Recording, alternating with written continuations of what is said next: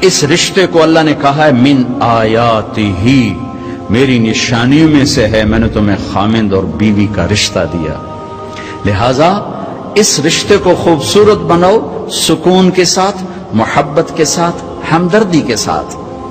یہ کہاں سے سیکھو گے؟ نبی کی زندگی پڑھ کے سیکھو گے، نبی کی معاشرت پڑھ کے سیکھو گے۔ اینیمل سائنس پڑھ کے تم تجھ کی سیکھنا جا کے سنگ مارنے شروع کر دو بیچاری۔ ہاں میرے نبی کی زندگی دیکھو جو حضرت ام عائشہ کو لقمے بنا کے کھلا رہے ہیں، یہ اظہار عشق تمہیں سکھانے کے لیے، ورنہ میرے نبی نے اللہ کو دیکھنے کے بعد اب کس کا عشق ہے؟ آپ کو سکھا رہے ہیں۔ ام عائشہ سے صحابہ سفر ہو رہا ہے، آپ نے سب سے کہا بھائی چلو بھائی، سورے آگے چلے گئے، دونوں اکیلے رہ گئے۔ عائشہ، اللہ کے نبی، عائشہ جی دوڑ لگائیں، اللہ کے نبی کہہ رہے ہیں دوڑ لگائیں، اور ڈاکٹر یونس دوڑ لا سکتا بیگم نالے پر؟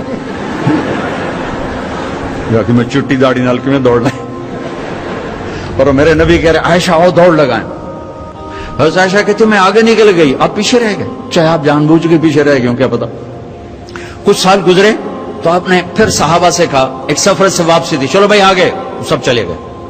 آپ نے کہا عائشہ دوڑ لگائیں، کجی لگائیں۔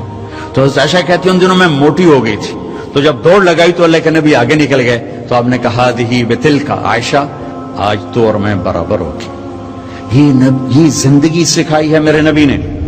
حضرت عائشہ چھوٹی تھی نا، آٹا گوندنا نہیں آتا تھا، تو اللہ کے نبی آٹا گوند کے دیتے تھے حضرت عائشہ کو، چاہے روٹی پکانی ہوتی چاہے روٹی بھی پکا کے دے دیتے۔ پر وہ تو ایسا تھا کہ ایک دفعہ حضرت فاطمہ رضی اللہ عنہ کے گھر گئے تو روٹی لگا رہی تھی، تو آپ بھی ساتھ بیٹھ گئے، اور ایک پیڑا لے کر نا ایسے ہی روٹی کرا کے لگا دیا۔ تو فاطمہ رضی اللہ عنہ روٹیاں نکال کے پھر بیٹھ گئیں۔ تو آپ نے کہا بیٹھی کیوں ہو؟ کہا وہ جو روٹی آپ نے لگائی تھی وہ پکی نہیں۔ کہا اس کو آگ نہیں جلا سکتی، اسے میرا ہاتھ لگا ہوا ہے، اسے نہیں آگ جلا سکتی۔ اس کے مہمان آئے تو ان کو کھانا کھلا کے رومال دیا، انہوں نے ایسے ہاتھ صاف کیے، سامنے آگ تھی، آگ میں ڈال دیا۔ وہ کہا یہ کیا کر رہے؟ تھوڑی دیر بعد چمٹے سے باہر نکالا تو وہ صاف ستھرا، ساری گندگی ختم۔ کہ یہ جلا کیوں نہیں؟ کہا اللہ کے نبی میرے گھر آئے تھے اور کھانا کھا کے اس رومال سے ہاتھ صاف کیے تھے، میں نے اس کو ویسے ہی رکھ دیا ہے، اس کو آگ نہیں پکڑتی جب اس کو میں آگ میں ڈالتا ہوں۔ اگر ہاتھ لگنے سے کپڑا نہیں جلا، اس وجود میں میرے نبی کی زندگی آئے گی تو اللہ اس کو کیسے جلائے گا؟ تو میرے نبی کی پاکیزہ زندگی جس میں خامند اور بیوی کا ایک بہت خوبصورت رشتہ ہے، پھر اس میں ماں باپ کا بہت خوبصورت رشتہ ہے۔ میرے نبی نے فرمایا اگر میری ماں زندہ ہوتی تو میں ایسی نوکری کرتا کہ عشاء کی نماز کے مصلی پر ہوتا، ادھر سے میری ماں کہتی محمد تو میں کہتا جی اماں جی، نماز توڑ دیتا، میں کہتا جی اماں جی۔ میرے نبی سے پوچھا گیا قیامت کب آئے گی؟ کہا اللہ کو پتا ہے۔ کہا کوئی نشانی؟ کہا جب ماؤں کو ذلیل کیا جائے گا آ جائے۔ ایک اور بات سن رہی، جب بیٹیاں ماؤں کو ذلیل کریں گی تو قیامت آ جائے گی۔ بیٹیوں کا خاص طور پہ نام لیا کہ جب بیٹیاں بھی ماؤں کو ذلیل کریں گی تو قیامت آ جائے گی۔ یہ بڑی خوبصورت زندگی میرے نبی ہمیں دے کر گئے، صرف تسبیح پکڑا کے نہیں گئے، صرف مصلی پہ بیٹھا کر نہیں گئے، وی سی کی کرسی پر کیسے بیٹھنا یہ بھی سکھایا ہے، اور بیوی کے ساتھ کیسے چلنا یہ بھی سکھایا، عورتوں کو بھی سکھایا ہے کہ اگر میرے دین میں سجدہ ہوتا تو میں بیوی سے کہتا اپنے خامند کو سجدہ کر، اور ماں کے قدموں تلے جنت ہے تیری، باپ تیری جنت کا دروازہ ہے۔ ابو ہریرہ جا رہے تھے، ایک نوجوان آگے جا رہا تھا، ایک بڑے میاں پیچھے جا رہے تھے، کہو بھائی، کہ جی ما ھذا منک، یہ کون ہے؟ کہ جی میرا ابا۔ کا پیچھے چل، اس کو آگے چلا، اس کو آگے چلا، خود پیچھے چل، کبھی اس کے آگے نہ چلنا، کبھی اس سے پہلے نہ بیٹھنا، کبھی اس سے پہلے نہ بیٹھنا۔ امام زین العابدین پاکیزہ ہستی، اماں کے ساتھ کھانا نہیں کھاتے تھے، اور عرب میں وکر الگ الگ پلیٹیں ہیں نا، یہ تو ہمارا دستور ہے، عرب کا دستور ہے کٹھے کھانا۔ تو ایک شخص نے کہا حضرت آپ ماں کے ساتھ کھانے کو نہیں کھاتے، آپ تو اتنے ماں کے فرما بردار ہیں۔ کہا بھائی مجھے ڈر لگتا ہے کہ میری ماں کی آنکھ کسی بوٹی پہ پڑے اور اس کا ہاتھ آگے آنے سے پہلے وہ بوٹی میں اٹھا کے کھا دوں تو کہیں اللہ کی بارگاہ میں مردود نہ ہو جاؤں، اس لیے میں اماں کے ساتھ مل کے کھانا نہیں کھاتا۔ تو جن کے ماں باپ زندہ ہیں، استاد بھی باپ ہوتا ہے، ससुर भी बाप होता है, सास भी माँ होती है। अपने उस्तादों को भी बाप समझो, हकीकी बाप को भी बाप समझो। हजरत अली ने फरमाया जो मुझे एक हर्फ कुरान का नहीं, कोई एक हर्फ सिखा दे, कुरान नहीं कोई, तो मैं उसका गुलाम हूं, जहां चाहे बेच दे। अदब करोगे तो अल्लाह इल्म देगा। डिग्री के लिए ना पढ़ो, इल्म के लिए पढ़ो, अल्लाह तुम्हारे लिए रिस्क का दरवाजा भी खोलेगा, इल्म का दरवाजा भी खोलेगा। टीचरों से कहता हूं, तलबा को मोहब्बत से लो, टांटिंग ना करें, तंज ना करें, बेइज्जत ना करें। बेइज्जत करने से रिएक्शन होता है, इज्जत खत्म हो जाती है। अगर छोटों की मोहब्बत लेनी, उन्हें इज्जत देना शुरू करें, उन्हें प्यार देना शुरू करें, वो आपको इज्जत देंगे। अगर आप बड़े होने का रोब जितलाकर उन पर सख्ती करेंगे, रिएक्शन आएगा। हमारा माहौल है, शिद माँ बाप भी सख्ती करते हैं, माँ बाप भी तरबियत के नाम पर डंडा उठाए फिरते हैं। और कितने बच्चों को बीमार कर दिया, तेरे नंबर क्यों थोड़े हैं, तेरे नंबर क्यों थोड़े हैं, तेरे ए क्यों थोड़े हैं, ये पता नहीं एक तो ए बी की थुआ बड़े, तो उनको पागल कर दिया है। अब ये वॉच करो, देखो माथे पर रिस्क लिखा होता है, डिग्रियों पर रिस्क नहीं लिखा होता।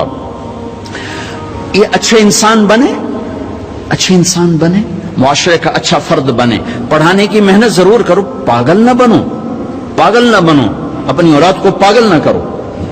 मेरा एक बच्चा ज़हीन था, दूसरा जरा मुतवस्सित था, तो मेरी बेगम ने दोनों का आपस में मुकाबला करा छोटे को बड़े का दुश्मन बना दिया।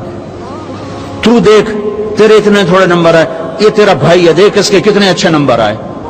वो छोटे वो बड़े के गिरबान पकड़ने लग गए और इतना उसके साथ वो बदतमीज हो गया।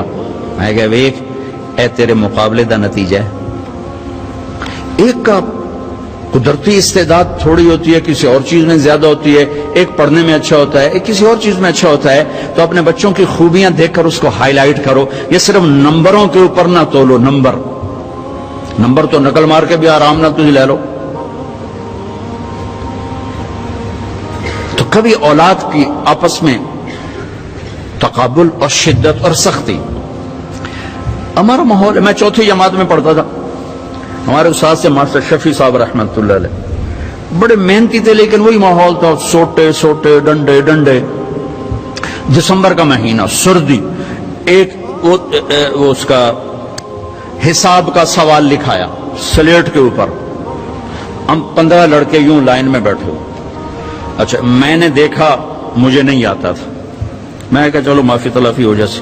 जब वो पहला उसको नहीं आया तो पता को 8-10 डंडे पे, मैं कह ले वे मारे गए या अल्लाह।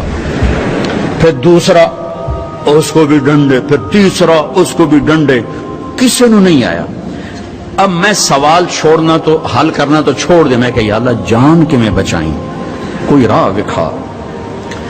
अच्छा, हमारा देहाती कल्चर था, तो अब्बा जी रहमतुल्लाह अलैह, ये कोई रिश्वत नहीं होती थी, ये अपनी सादत समझकर उस्ताद जी के घर गंदम जाती थी, चावल जाते थे, और घी जाता था, मक्खन जाता था, देसी शक्कर उससे तैयार होती थी वो जाती थी, गन्ने जाते थे, मिर्चें जाती थी, किन्नू जाते थे, आम जाते थे, ये सब कुछ जो हम लगाते थे। अब मैं सोच में पड़ गया, या अल्लाह हूं की आखा उस्ताद जी कणक आमनी है, चावल आमने, किसे शायद अभी मौसम कोई नहीं है जी, की करा। फिर मुझे याद आया मर्चां खलोतियां। अब जब 2 लड़के रह गए ना, तो मैं मसला हल कर चुका था। तो मैं उठा, मैं कहा उस्ताद जी, अब्बा जी पे ध्यान, कल मर्चां घर अपड़ जसी। के शाबाश मेरा पुत्र, शाबाश, तू ऐदे बह जा। लबे मर्चा मेरी जान बचाई। लेकिन ये झूठ मुझे मेरे उस्ताद की सख्ती ने सिखाया। मैं झूठ नहीं बोलना चाहता था। ये माँ बाप अपनी औलाद को झूठ सिखा रहे हैं, बेजा सख्ती। टीचर प्रोफेसर बच्चों को झूठ सिखा रहे हैं बेजा सख्ती से। और आपसे कहता हूं कि अदब इंसानियत का जेवर है, अदब इंसानियत का जेवर है। जो एक हर्फ भी पढ़ा दे, उसके आगे कभी सर ना उठाना। अल्लाह तुम्हें इल्म भी देगा, रिस्क भी देगा, इज्जत भी देगा। माँ बाप हैं, उस्ताद हैं, सबको इज्जत दो। अल्लाह तुम्हें इज्जत की चोटियां दिखाएगा, अपनी रजा भी नसीब फरमाएगा। इज्जत ایک عالمی سچائی ہے، نماز ایک عالمی سچائی ہے، سچائی ایک عالمی طاقت ہے، دیانت ایک عالمی طاقت ہے. یہی میرا دین اور یہی میرا اسلام ہے اور یہی آپ کا دین اور آپ کا اسلام ہے. باقی جو کچھ ہے وہ فرقہ واریت کی آگ ہے، اپنے آپ کو اس سے بچاؤ. اور صدیوں کے بعد تبلیغ ایک ایسا کام ہمیں ملا ہے جو اس آگ سے پاک ہے، اس لیے اللہ نے اس کو 6 بر اعظم میں پھیرا دیا اور اس کو گلی گلی میں پہنچا دیا. اگر کوئی مجھے کروڑوں روپے دیتا کہ آپ لوگ یہ افریقہ کا چکر لگا لو، میں کہا بھائی ران دے میں گاڑی چنگا، لیکن اس دعوت کی نسبت نے مجھے ان جنگلوں میں پہنچایا، ان جھونپڑوں میں پہنچایا جہاں ہزاروں سال پرانی زندگی چل رہی ہے. یہ ایک بہت خوبصورت کام ہے جو اس ملک کا زیور ہے. میرے ملک میں تاریکی ہے لیکن یہ ایک ایسا چراغ ہے جس کی روشنی 6 بر اعظم میں پھیل رہی ہے. یہ ایسا خوبصورت نظام ہے جس نے 6 بر اعظم کے انسانوں کو ایمان بھی پہنچایا ہے، کلمہ بھی پہنچایا اور لاکھوں غیر مسلموں کو ایمان میں آنے کا راستہ دکھایا ہے. میں آپ سب بچوں سے کہتا ہوں کسی سیاسی تحریک کا حصہ نہ بنو، کسی سیاسی پارٹی کا حصہ نہ بنو، کوئی نعرے بازی نہ کرو. جو بھی آئے گا اپنا جیب لے کر آئے گا، اپنا پیٹ لے کر آئے گا. اپنے آپ سے اپنے آپ کو ٹھیک کرنے کی محنت کرو. سب سے بڑی سیاست ہے کہ تم اللہ کو راضی کر لو. جو پڑھ رہے ہو اس میں تم علم والے بنو، صرف ڈگری والے نہ بنو، علم والے بنو. اور آپ کے حوصل کی فضا ہے، آپ نوجوان ہو، آپس میں لڑائی جھگڑے بھی ہو جاتے ہیں، ایک دوسرے کو معاف کرنا. جس کسی سے لڑے ہوئے ہو صلح کر لینا، ماں باپ سے لڑے ہوئے ہو ان کے پاؤں پکڑ لینا، بیوی سے کوئی سینگ پھنسے ہوئے ہیں معافی مانگ لینا، بیوی کے خامن سے کوئی اڑبن ہے تو معافی مانگ لینا کہ میرے اللہ کو معاف کرنا انتہائی پسند ہے. اور خاص طور پر میاں بیوی اگر لڑ کے آپس میں صلح کریں تو اللہ ان کے پچھلے سارے گناہ معاف کر دیتے. یہ صلح اللہ کو ایسی پسند ہے. تو آپ حوصلے میں پارٹیاں بن کے نہ رہو. آپس میں اگر کوئی جھگڑا لڑائی ہے معاف کرو، معاف کرو، گلے سے لگو، سینے سے لگو. اپنے حوصلوں کو خوبصورت بناؤ قرآن سے، میوزک سے نہیں، قرآن سے. اللہ تمہیں جنت کی میوزک سنانے والا ہے.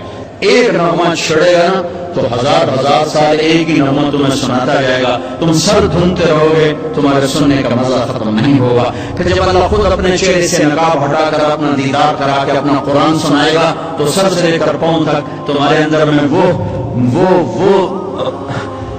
نشہ اور روحانیت اور وہ سرور سرایت کرے گا کہ جب اللہ سنائے گا تو صرف کان نہیں سنیں گے، پورا باڈی کان بن جائے گی، ہر سیل کان بن جائے گا اور اللہ کی آواز تمہاری روح میں سرایت کرے گی اور اللہ اعلان کرے گا وہ کہاں ہیں جو دنیا میں گانے نہیں سنتے تھے. اعلان ہوگا. اب تمہاری مرضی ہے کہ تم یہ ڈھول ڈھمکے سن لو یا میرے رب کی جنت کے گیت سن لو، میرے رب کی جنت کا نغمہ اور موسیقی سن لو. تو آپس میں میرے عزیزو پیار محبت سے رہو، آپس میں الفت سے رہو، درگزر سے رہو. کبھی کھٹپٹ ہو جائے تو کسی سے کو ہماری صلح کرو، خود کرو. نہیں کر سکتے کسی سے کو بیچ میں پڑے، وہ نہیں پڑے تم اوپر کے بچے مل کر ان کی صلح کراؤ. نفرت سے نہ رہو، محبتوں سے رہو. اور قومیت کی بنیاد پہ نہ چلو، امت کی بنیاد پہ چلو، امت کی بنیاد پہ چلو. والدین سے کہتا ہوں اپنے بچوں کے رشتے میں قوم کو نہ دیکھو، دینداری کو دیکھو، نیکی کو دیکھو. یہ ہم اپنی قوم سے باہر نہیں کرتے. اس نے ہماری بچیوں کی زندگیاں برباد کر دی، ہمارے بچوں کی زندگیاں برباد کر دی اور بے جوڑ رشتوں نے تباہی کے دروازے کھول دیے کہ اپنی قوم میں کرنا چاہے وہ کیسا ہی کیوں نہ ہو. اس بت سے بھی ماں باپ سے کہتا ہوں باہر نکلو. اور آج سے کہتا ہوں ماں باپ کی مرضی کے ساتھ قدم اٹھاؤ. تم بھی اس حد تک کراس نہ کرو باؤنڈری کے کورٹ میں جا کے تم شادیاں شروع کر دو. اور ماں باپ سے کہتا ہوں اتنا مجبور نہ کرو کہ ان کی زندگیاں اجیرن ہو جائیں، ویران ہو جائیں. کہ جس نے زندگی گزارنی ہے ایجاب و قبول لڑکے لڑکی کا حق ہے، ماں باپ کا حق نہیں ہے. اور یہ حق بڑا غلط استعمال ہو رہا ہے. بس ایسے ہی کرنا ہے، کرنا تو کر، نہیں کرنا کر، پاپے جا کر ایسے نہیں کرتے. اور کوئی بیٹی تو کہہ نہیں سکتی کہ میں یہاں شادی نہیں کرنا چاہتا. میرا تو راوی میرا کنارہ ہے. ہمارے بچپن میں ذبح کر کے دریا میں ڈال دیتے تھے. کتنی ہزاروں بچیاں راوی کی لہروں کا شکار ہو گئی. اپنی قوم میں کرنا، لہر نہیں کرنا، ایسے کرنا ہے جیسے میں نہیں کر سکتی. چلو ووٹ کر دو.